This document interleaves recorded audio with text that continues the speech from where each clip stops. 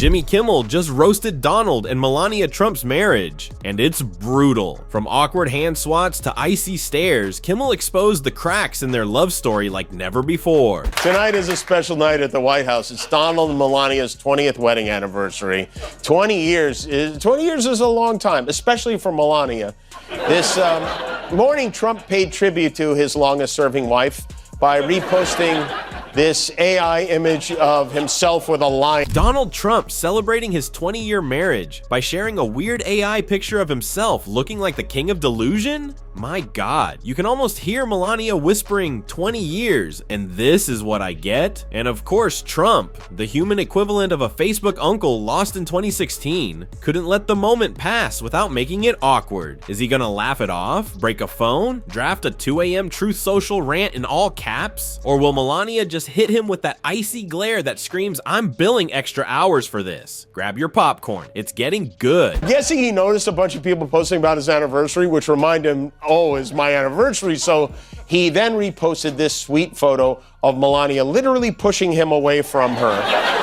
And there it is, Kimmel pulling no punches. He knows exactly where to hit Trump, right in the one thing he pretends to care about. His image. You could see it in Jimmy's face. The man looked like a kid who just found a chocolate fountain at a salad bar. He didn't just make a joke, he set off a 5-alarm fireworks show. Because when you roast Trump about his marriage, a marriage that's colder than a Mar-a-Lago shrimp buffet, you're not just throwing shade, you're launching a media nuke. And trust me, Trump is gonna take the bait like a fish that's been fasting for 4 days. And just wait until you see what happens next. It gets even more delicious. Our president kept the crowd very warm at CPAC over the weekend. CPAC, if you're not familiar, is basically what would happen if Judge Jeanine Pirro headlined the Fire Festival. It's a lot of very angry white people. It is the largest gathering of people who believe vaccines are witchcraft in the world. And for 2 hours and 2 minutes, Donald Trump gave what I believe we may look back on as his I Have a Dream speech. This was his longest speech since taking office. He went on and on. You could have left this speech, watched 2 episodes of Game of Thrones, come back, and he would still have been going. And to kick things off, Trump went to one of his signature moves to start it. And I know there's a lot of competition, but this, I think, this might be the dumbest thing he does.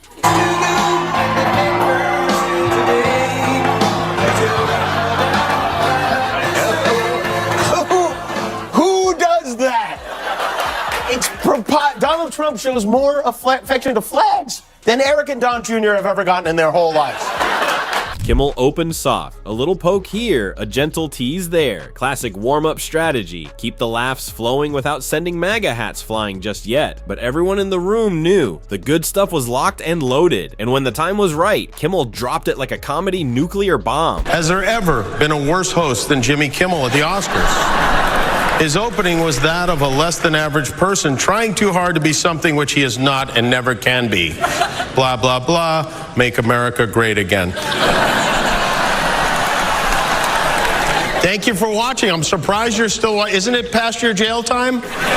Now, of course, sprinkled through the crowd, you had those folks, you know the ones, sitting there like mannequins, terrified that even cracking a smirk might land them on a no-fly list. Meanwhile, the rest of the audience, utter chaos, people practically in tears, pounding their seats, gasping like they just finished a marathon sprint. According to reports from multiple news outlets, his former sister-in-law alleges that Hegseth's wife was terrified he would abuse her to the point where she and her sister had a code to text each other if her husband became violent, and she feared for her safety. And this is where Kimmel really shines. He doesn't just move on after a joke. Oh no. He digs in, peeling the joke open, layer by messy layer, until half the crowd looks like they need medical assistance from laughing so hard. And then, you can always count on it, the cameras start their hunt. Because whenever Trump gets roasted this badly, it's like the Super Bowl of reaction shots. I was gonna make stuff up about him. I'd start telling people he wears diapers. I would explain that it's a long trial. He drinks a lot of Diet Cokes to stay awake. He's getting up there in years, and it's perfectly normal for a man of Trump's age and carriage to wear absorbent undergarments to stop the leaks. So, I mean, if I was making stuff up, that I would point out that the reason he stands like this and golfs like this and plays tennis like this is because he has a full diaper strapped around his little mushroom garden. okay? And while Kimmel is serving pure late night gold, you can practically feel the camera operators getting into formation. They start scanning the crowd like it's the Hunger Games for viral reaction shots. Who's laughing too hard? Who's panicking and pretending they didn't just laugh? Who's nervously checking their phone to make sure they didn't just get disowned by their Republican uncle? It's all part of the glorious spectacle, and somewhere, in a dark room with a lukewarm Diet Coke in hand, Donald Trump might have been watching this in real time. Maybe he was rage flipping through channels. Maybe an aide texted him something like, sir, you might want to avoid Twitter, sorry, Truth Social, for the next 48 hours. Either way, one thing was absolutely locked in. Kimmel had just guaranteed that Trump's next 24 hours would be spent crafting the angriest, saddest response imaginable. Jimmy Fallon asks me if he could do one thing. Could he play with my hair? Can I mess your hair up? I want to see if it's real. So he didn't just play. He puts his hand in my hair, and the audience went wild, and they loved it. 6 months later, he stood up, and he said, I'd like to apologize for doing that. He lost his whole audience when he did that. So now the only question was, would it be a full-blown all-caps meltdown, a rambling post about fake news late-night losers, or maybe, if we're lucky, a brand new conspiracy theory where Kimmel is somehow part of the deep state trying to overthrow King Cheeto himself? Nobody knew exactly what flavor of crazy was coming, but one thing was guaranteed. This joke had lit a fuse, and that explosion was going to be messy. Trump and late-night comics go together like gasoline in a lit match, except somehow the fire never goes out. And if there's one thing the late night world has learned, taking shots at Trump is a guaranteed recipe for headlines, viral clips, and armies of keyboard warriors battling it out in the comment section. But let's be real, this beef didn't just pop up when Trump decided to run for office. No, Trump's been the butt of late night jokes since the 80s and 90s. Back then, he was just a gaudy real estate cartoon character with gold towers, a massive ego, and a hairdo so tragic it deserved its own zip code. And comedians, they loved him for it. Only difference, back then the jokes were about his ridiculous wealth, his bizarre TV appearances, and of course, always that hair. Usually when Donald Trump gets a spanking like this from a woman, it's with a Forbes magazine. Kamala was pushing his buttons like a 12-year-old playing Fortnite. This was a much better debate than the last debate. This is like the Lion King when Simba came back to avenge Mufasa. Trump's advisors, before the debate, they urged him to be happy Trump instead of mean bully Trump, and to please focus on the issues. Of course, he didn't listen to any of that at all. But who are we kidding? This election isn't about the issues. I mean, Dick Cheney isn't voting for Kamala Harris because he agrees with her on the issues. He's voting for her because there's a rhinoceros charging and she has the tranquilizer gun. Flashback to the Apprentice era, when Trump went full cartoon villain. He leaned all the way into his brand, the tough-talking boss who fired people for sport like it was a hobby. Late-night comedians had an absolute field day. Conan O'Brien, David Letterman, Jay Leno, they all took turns dunking on him, roasting everything from his catchphrases to his obsession with slapping his name on anything that stood still for more than 10 seconds. And Trump loved it. He ate up the attention, even showing up on these shows, laughing along while they roasted him like a human-sized marshmallow. Because back then, the jokes fed the brand. Then came 2016, and suddenly, reality TV became reality. Late night wasn't just about teasing the quirky billionaire anymore. This was WR, Stephen Colbert, who had already been sharpening his satire knives for years, went full gladiator mode. Seth Meyers, who had once roasted Trump at the 2011 White House Correspondents' Dinner and may still be on Trump's personal hit list, turned his late-night monologues into nightly Trump takedowns. And Jimmy Kimmel, once the king of lighthearted jokes, found himself knee-deep in political stormwater, forced to use his stage to call out Trump's policies, statements, and, of course, his legendary Twitter tantrums. And then there was Jimmy Fallon. Oh, Jimmy. Fallon's infamous mistake, ruffling Trump's hair during a 2016 interview,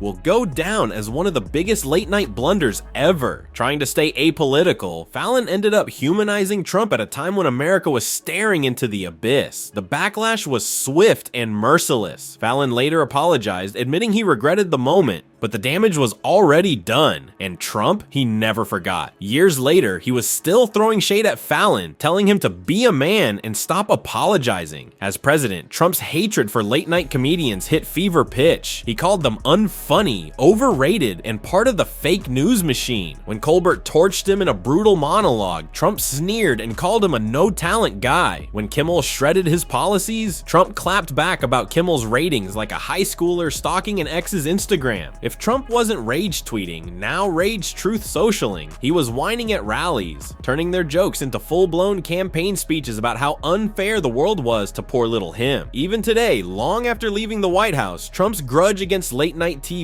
hasn't cooled one bit. The real problem? The jokes never stop. As long as there's a microphone, a stage, and a room full of people ready to laugh at the world's most orange punchline, late-night comedians will never run out of fresh material. Jimmy Fallon asks me if he could do one thing. Could he play with my hair? Can I mess your hair up? I want to see if it's real. So he didn't just play. He puts his hand in my hair, and the audience went wild, and they loved it.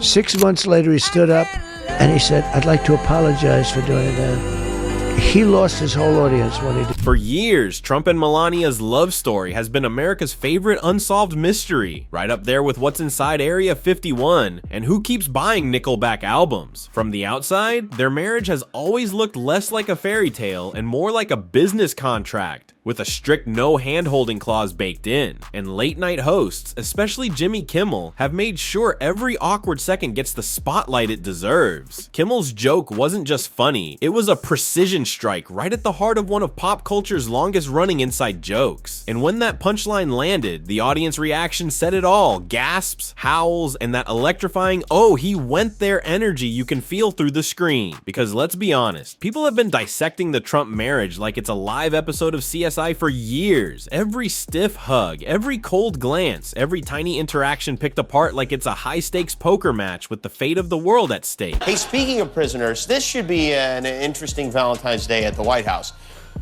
For instance, will Donald Trump get flowers from Vladimir Putin? We don't know. And what about his wife, Melania? Will they spend the night together, or will she remain trapped like Rapunzel at their apartment in New York? You know, Melania Trump has a new line of greeting cards. They carry these now at CVS. They're interesting, actually. I've not seen any. Happy Valentine's Day. Open out, saving.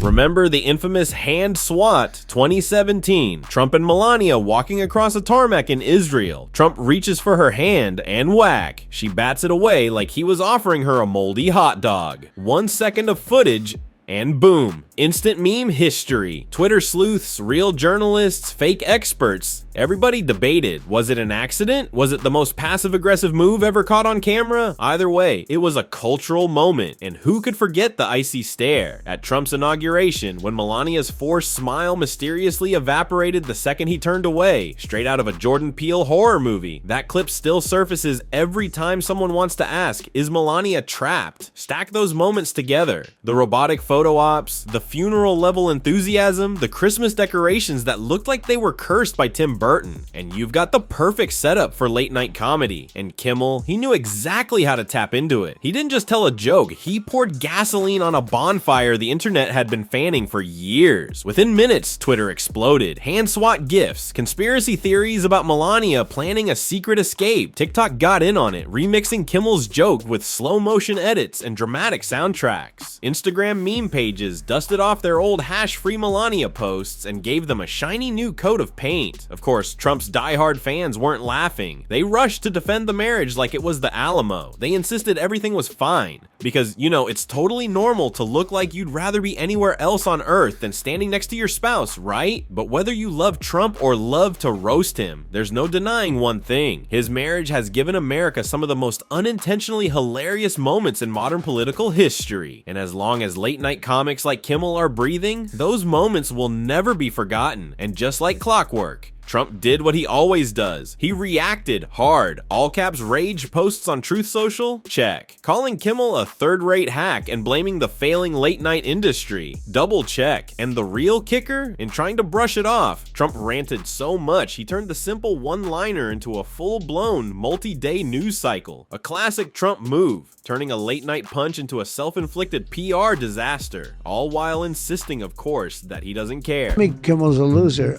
We would do Jimmy Kimmel. Kimmel. I do Jimmy Kimmel. I did him a lot. Yeah. He used to greet me on the sidewalk outside of his studio. I'd come in. This was before politics, of course. But I'd come in, and he'd be standing on the sidewalk. Oh, sir, may I bring you in? He'd bring me in every time. And then I ran for politics. I never, got involved with him much. But all they do is talk bad about Trump. That's all. The whole show is talking bad about Trump. He is a ridiculous person. And just like that, the internet did what it does best. Turned the whole fiasco into a meme factory. Twitter lit up faster than Trump could rage-type witch hunt. Memes of Melania blinking out Morse code flooded the feeds. TikTokers reenacted the whole joke with dramatic slow-mo edits and Titanic soundtracks. Trump supporters rallied in the comments, clutching their pearls and calling it disrespectful. Meanwhile, critics? They laughed so hard, some of them probably pulled a muscle. Late-night hosts saw the opening, and like sharks smelling blood in the water, they pounced. Kimmel's one-liner morphed into a multi-day festival of roasts. At this point, the joke wasn't just a moment, it was a full-blown comedy saga, starring Trump as its very unwilling main character. So I said to our great First Lady, who can draw a crowd? Did you watch me tonight on television, First Lady? People love our First Lady out there. Go out and get a book. She just wrote a book. I hope she said good things about it. I don't know. I didn't. So busy. She just wrote a book called Melania. Go out and buy it. It's great. And if she says bad things about me, I'll call you all up and I'll say, don't buy it. Get rid of it. Individual freedom is a fundamental principle that I safeguard. Without a doubt, there is no room for compromise when it comes to this essential right that all women possess from birth: individual freedom. What does my body? As the chaos unfolded, everyone turned their eyes to Melania, or more accurately, the complete absence of any response. No statement, no tweet, not even a half-hearted "we don't care" moment. Instead, we were left analyzing old clips like detectives on a cold case. Was she secretly sipping tea, cackling in private? Was she rolling her eyes and adding this to her mental list titled "Things I'm Officially Over"? Or was she just too busy perfecting her unreadable Olympic-level poker face? Either way, Melania's silence has never been louder. Now Kimmel faces a tough choice. Let it go like a mature adult, or do what every great comedian dreams of: roast Trump until he's redder than his own MAGA hat. Spoiler alert, maturity is highly overrated. Meanwhile, Trump, the undisputed king of holding grudges, is probably already workshopping dramatic reenactments to add this to his next campaign rally speech. You know the exaggerated hand gestures are coming. Late night writers, they're popping champagne right now. Because when Trump takes the bait, it's like Christmas morning, and he's the gift that never stops giving. Meanwhile, the internet, they're already 10 memes ahead, debating whether this feud ends with a Netflix comedy special or another full-scale Truth Social meltdown. Either way, comedy just chalked up another undefeated victory. And right here, you can check out the next unbelievable Trump meltdown. Click now.